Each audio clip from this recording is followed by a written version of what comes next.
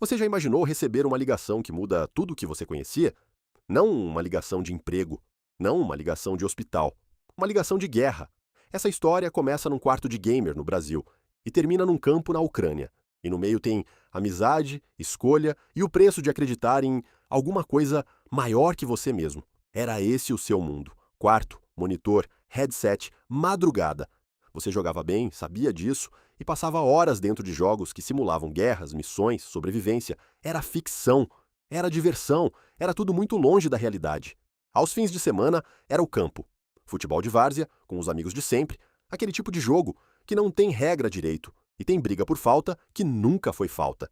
Você era o que mais corria, o que mais reclamava do juiz e o que mais comemorava gol, como se fosse Copa do Mundo. Numa noite comum, você estava no sofá, com o celular na mão e a televisão ligada de fundo. A reportagem sobre a Ucrânia começou e você parou de mexer no celular. Eram imagens de cidade destruída, prédio desmoronado, família andando no frio, carregando tudo o que restou. Você ficou olhando sem piscar por um tempo longo.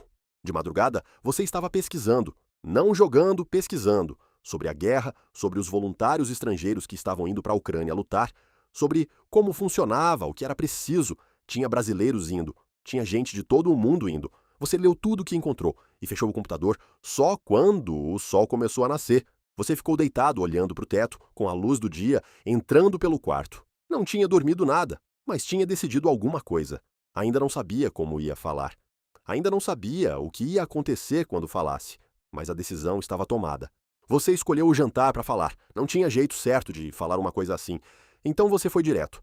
Disse que estava indo para a Ucrânia, que ia lutar como voluntário, que tinha pesquisado, que sabia o que estava fazendo, que era uma escolha sua.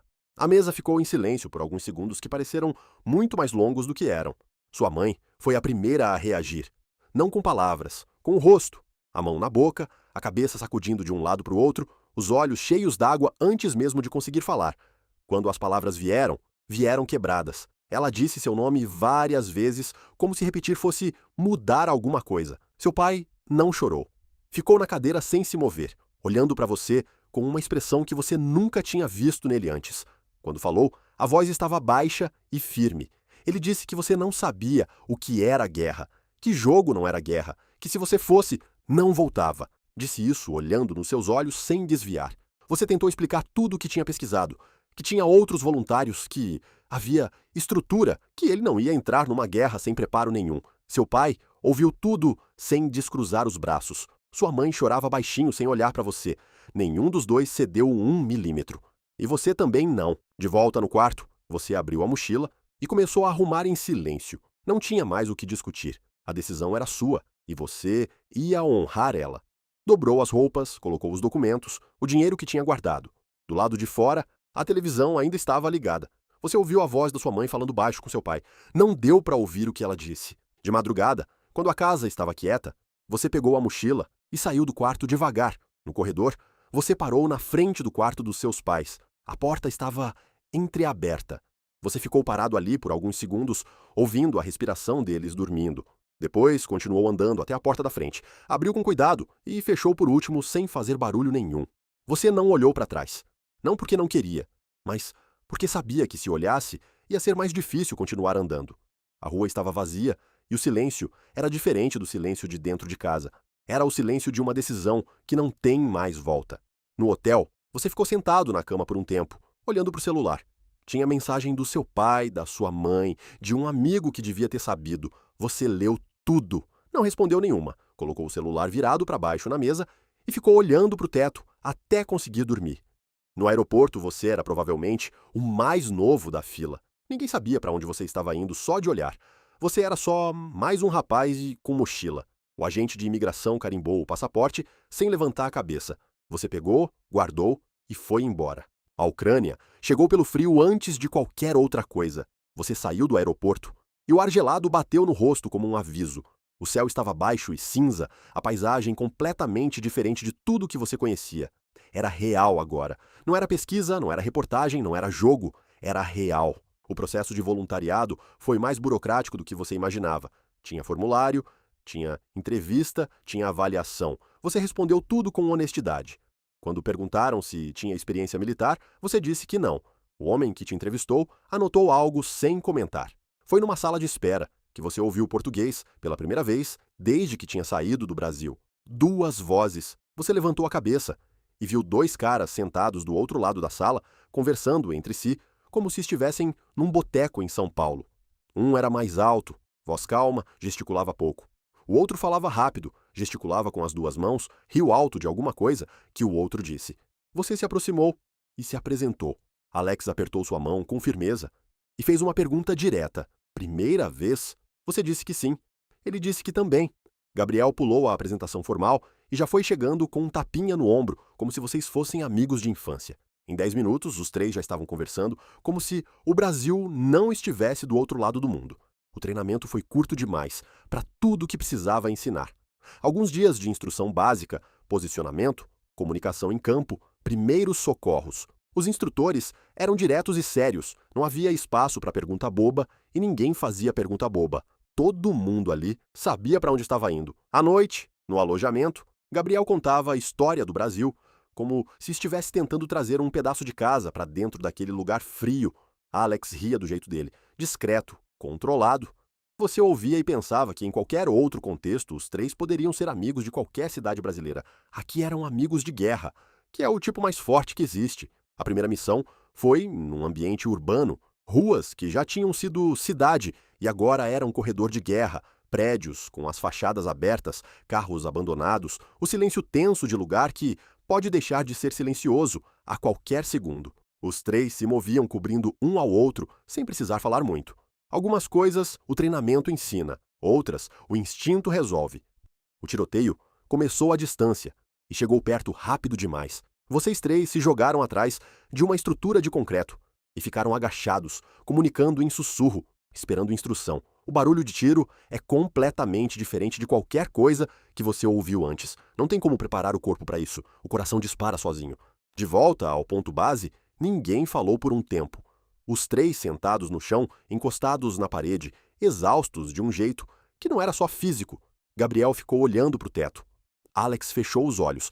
Você ficou olhando para suas próprias mãos, sem motivo específico. Depois, Gabriel disse alguma coisa boba e vocês riram, porque às vezes é só isso que tem. Numa das missões seguintes, as coisas ficaram mais sérias. Terreno mais aberto, menos cobertura, mais pressão. Teve explosão ao fundo que sacudiu o chão embaixo dos pés. Você correu sem pensar, o corpo fazendo o que o treinamento tinha pedido que fizesse. Alex cobriu Gabriel, Gabriel cobriu você, você cobriu Alex. Era assim que funcionava.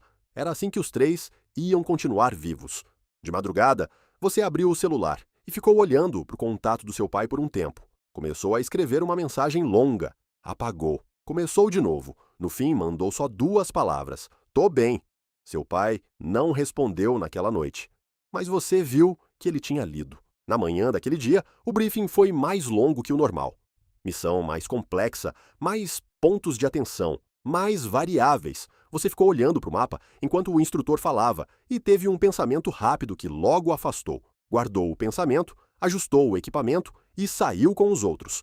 Antes de sair, Gabriel fez uma piada sem graça nenhuma, só para ouvir a própria voz e aliviar o que todo mundo estava sentindo. Alex deu um meio sorriso sem responder. Você riu e sacudiu a cabeça. Era assim toda vez. Era o jeito de Gabriel dizer que estava com vocês. A missão avançava dentro do esperado. Os três, em movimento coordenado, cobrindo ângulos, comunicando rápido e baixo. Você estava focado. O tipo de foco que desliga tudo que não é o momento presente. Naquele estado, o medo some. Fica só a tarefa. Foi num segundo. Um barulho que veio antes de qualquer aviso. Alex gritou alguma coisa que você não processou a tempo. Então, o impacto. Você caiu sem entender completamente o que tinha acontecido. O chão era frio e duro, e você ficou olhando para o céu por um segundo sem conseguir se mover. Alex e Gabriel estavam em cima de você em segundos. Gabriel chamava seu nome repetindo várias vezes, a voz tentando soar calma e não conseguindo. Alex trabalhava rápido com o kit de primeiros socorros, as mãos firmes, mas os olhos entregando o que a voz escondia. Você olhou para os dois e tentou dizer alguma coisa. O céu da Ucrânia era cinza naquele dia. Você ficou olhando para ele enquanto as vozes dos seus amigos chegavam de longe, mesmo com eles do seu lado. Você pensou em coisas que não tem lógica de pensar naquele momento. No campo de futebol de várzea, No barulho do seu setup de gamer de madrugada, no rosto da sua mãe, os olhos foram ficando pesados. Alex segurou sua mão. Gabriel ficou com a cabeça baixa. Os dois ficaram com você até o fim, que foi silencioso e sem drama, do jeito que as coisas reais acontecem quando não tem câmera de cinema. Você não estava sozinho. Isso importa. Horas depois, os dois estavam sentados num canto sem falar. Gabriel estava quieto, de um jeito que ninguém que conhecia Gabriel reconheceria. Alex ficou olhando para o celular por um tempo longo, passando o dedo no contato sem apertar. Tinha uma tarefa que precisava ser feita e nenhum dos dois queria fazer. Alex discou. O telefone chamou 3 vezes. Quando a mãe atendeu, a voz dela já tinha aquela ansiedade de quem estava esperando esse telefone faz muito tempo. Alex fechou os olhos por um segundo. Depois começou a falar devagar, com cuidado, do jeito que você fala quando sabe que cada palavra vai mudar uma vida do outro lado da linha. Do outro lado do mundo, numa cozinha no Brasil, a mãe ouviu em silêncio. A mão foi para a bancada, como se precisasse de apoio. Ela chamou o nome do pai com uma voz que ele nunca tinha ouvido dela. O pai chegou e ela virou o celular no viva voz sem conseguir falar mais nada. Os dois ouviram o resto juntos. O pai encostou na parede devagar, como se as pernas tivessem parado de funcionar. A mãe chorava com as 2 mãos no rosto. A cozinha era a mesma de sempre, com as mesmas coisas no lugar, completamente normal. E os dois, ali no meio dela, com um mundo que conheciam completamente diferente agora. Na Ucrânia, Alex e Gabriel ficaram do lado de fora, olhando para o horizonte, sem falar nada, por um tempo longo. Gabriel estava com as mãos no bolso e os olhos vermelhos, sem nenhuma piada para fazer. Alex ficou do lado dele, em silêncio, que era o jeito de Alex estar presente. Você tinha ido até lá por acreditar em alguma coisa. Tinha em Kustown encontrado 2 amigos que iam carregar seu nome para sempre. E tinha uma família do outro lado do mundo que ia sentir sua falta todos os dias pelo resto da vida. Algumas escolhas não têm volta, mas todas elas dizem quem a gente é.